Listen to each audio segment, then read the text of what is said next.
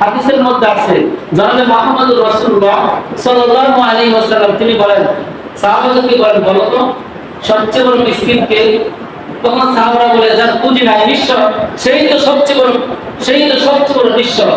আল্লাহর নবী জনাবে মুহাম্মদুর রাসূলুল্লাহ সাল্লাল্লাহু আলাইহি ওয়াসাল্লাম বলেন, না, সবচেয়ে বড় নিঃস্ব হলো ওই ব্যক্তি যে এই দুনিয়াতে থাকা অবস্থায় সে মানুষের হক আদায় করতো না, কিন্তু সে পাহাড় পরিমাণ নেকি নিয়ে গেছে, 5 ওয়াক্ত নামাজ আদায় করতো, হজ করতো, যাকাত দিত, তার নেকির কোনো অভাব ছিল না।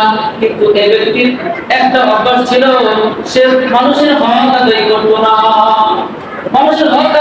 না, যখন এই ব্যক্তিটা পাহাড় পরিমাণ নেকি নিয়ে সে যখন দুনিয়া থেকে বিদায় হয়েছে, বিদায় হওয়ার পর কাল কিয়ামতের ময়দানে বিচারের মাঠে আল্লাহ রাব্বুল আলামিনের কাছে যারা হকের দাবিদার, যাদের হক সেই ব্যক্তিটা আদায় করে নাই, তারা মামলা দায়ের করবে।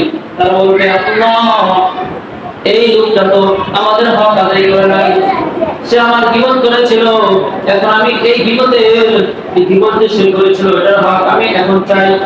আল্লাহ, এই লোকটা সে আমাকে থাপ্পড় মেরেছিল, আল্লাহ এই লোকটার কাছে 100 টাকা পাই, 100 টাকা পাওয়াটা আমি মামলা দায়ের করলাম, সুতরাং তুমি আমার এই 100 টাকা হক তার থেকে আদায় করে দাও। আল্লাহ তাআলা তো ইনসাফদার, আল্লাহ তাআলা কি ইনসাফদার, ন্যায় বিচারক। তখন আল্লাহ রাব্বুল আলামিন এই বান্দাকে বলবে, এই তোমার কাছে কি আর হক পায় নাকি? এত হক কি তুমি আদায় করো নাই? তখন ওই সময় কি কেউ মিথ্যা কথা বলতে পারবে? মিথ্যা কথা বলার সময় আছে না, মিথ্যা কথা বলার সুযোগ নাই। তখন সে বলবে, হ্যাঁ, আমি তাদের হক আদায় করতে পারি নাই, তবে আল্লাহ এখন তো এটা তো দুনিয়া না, সে দুনিয়াতে থাকতাম তাহলে তার হকটা আমি আদায় করতাম, তাকে থাপ্পড় মেরেছিলাম, সে আমাকে একটা থাপ্পড় মারতো, তবে তার হক আদায় হয়ে যেত। সে আমার কাছে 100 টাকা পায়, যদি দুনিয়াতে থাকতাম তাহলে 100 টাকা তাকে দিয়ে দিতাম, কিন্তু এটা তো টাকা দেওয়ার কোনো সুযোগ নাই, থাপ্পড় মারার কোনো সুযোগ নাই। সুতরাং এখন আমি কি করি? যে মামলা দায়ের করেছিল সে বলবে, আল্লাহ, তার নেকি থেকে আমার হকটাকে তুমি আদায় করে দাও।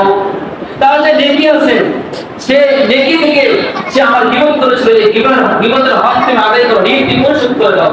তখন আল্লাহ রাব্বুল আলামিন এই ব্যক্তির নেকি থেকে এই গীবতের ঋণের পরিশোধ সে করে দেবে, আল্লাহ রাব্বুল আলামিন করে দেবেন।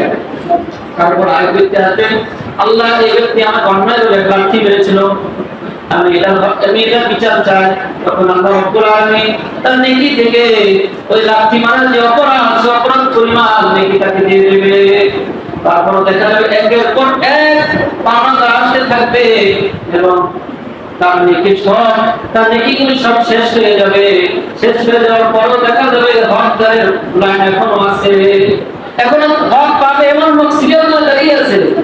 তখন বলা হবে, এই এত নেকি না, এখন কি তোমরা নিবা?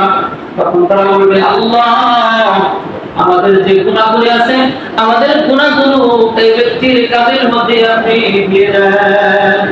তখন বাকি যে লোকগুলি দাঁড়িয়ে আছে তাদের গুনাহগুলো এই ব্যক্তির কাজে দিয়ে দেওয়া হবে, এই লোকটা নিয়ে গিয়েছিল কি? সে দুনিয়াতে কি নিয়ে গিয়েছিল?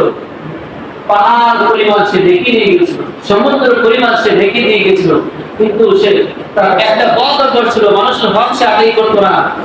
হক যাদের আদায় সে না করে নাই, তার মামলা দায়ের করার কারণে তার সব নেকিগুলো নিয়ে গেছে।